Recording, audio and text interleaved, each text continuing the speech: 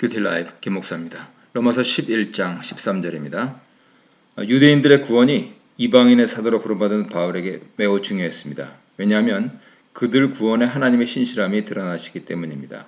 떡덩이, 뿌리, 그리고 감람나무 비유를 통해서 설명하고 있습니다. 내가 이방인인 너희에게 말하노라. 내가 이방인의 사도인 만큼 내 직분을 영광스럽게 여기노니 이는 혹 내 고륙을 아무쪼록 시기하게 하여 그들 중에서 얼마를 구원하려 함이라.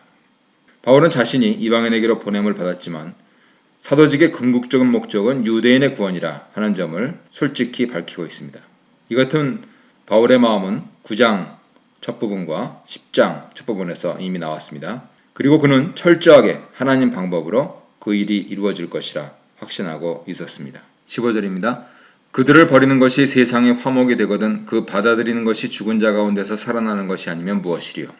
하나님께서 이스라엘을 버리심이 세상과의 화해를 의미한다고 역설했습니다. 물론 잠시 동안 그렇게 하십니다. 그리고 이스라엘이 주춤했다가 다시 하나님께 돌아오는 것을 그리스도의 죽음과 부활에 말씀하고 있습니다. 사실 상당히 파격적인 그러한 말씀입니다. 그것이 하나님의 구원 계획임을 밝히는 것이 이 로마서의 위대한 내용이기도 합니다. 16절입니다. 제사하는 처음 익은 곡식가루가 거룩한 즉 떡덩이도 그러하고 뿌리가 거룩한 즉 가지도 그러하니라. 또한 가지 얼마가 꺾였는데 돌 감람나무인 네가 그들 중에 접붙임이 되어 참 감람나무 뿌리의 진액을 함께 받는 자가 되었은즉 그 가지들을 향하여 자랑하지 말라. 자랑할지라도 내가 뿌리를 보존하는 것이 아니요 뿌리가 너를 보존하는 것이니라. 26절이 좀 어렵습니다. 복잡한 내용이 얽혀있기 때문인데요. 제사하는 처음 익은 곡식가루는 남은 자입니다. 떡덩이는 아직 믿지 않고 있는 이스라엘이고요. 뿌리는 아브라함, 이삭, 야곱입니다. 가지는 이스라엘입니다. 여기서 주장하고 있는 것은 아직 믿지 않고 있는 나머지 이스라엘도 예수를 받아들일 때 결국 거룩하게 하나님께 드림이 될 것이라는 것입니다. 그 근거는 아브라함, 이삭, 야곱에게 하나님께서 약속하셨기 때문입니다. 수미일관하게 로마서의 주장이 나타나고 있습니다. 그것은 하나님 말씀이 실패하지 않았다라고 하는 내용입니다. 이스라엘을 하나님이 버리지 않으셨다라고 하는 증거로서 첫 열매, 즉 남은 자가 제시가 되었는데요. 첫 열매가 받쳐졌다는 사실은 아직 이스라엘이 포기된 것이 아니다라고 하는 것을 보여주고 있습니다. 17절부터 단수로 표현되고 있는데요. 직접적으로 왜 이방인들이 겸손해야 하는지 하나하나 지목해서 말씀하기 위해서입니다. 유대인이 원조라는 겁니다. 그리고 이방인은 나중에 온 사람들이라는 것이죠.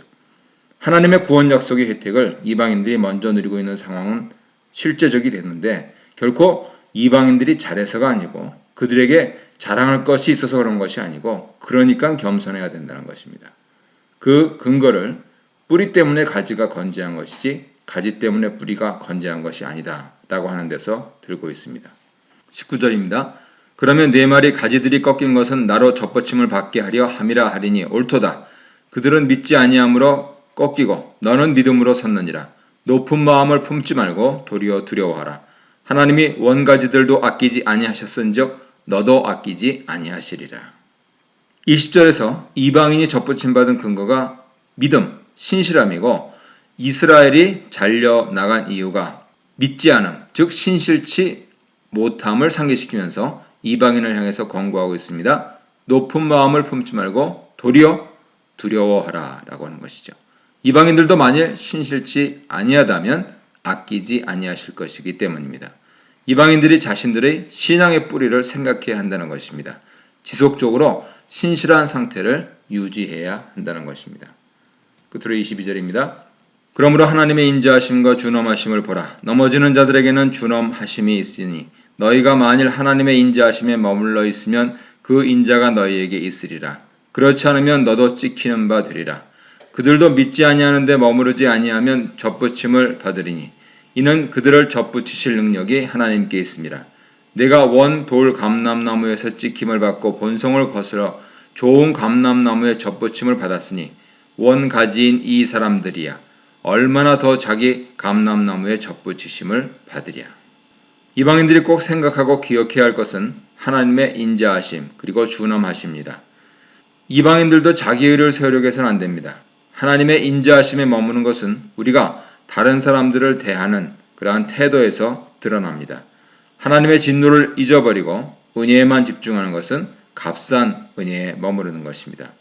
이스라엘의 믿음이 회복되면 원 가지들이 다시 접붙임을 받을 것이라고 밝힙니다.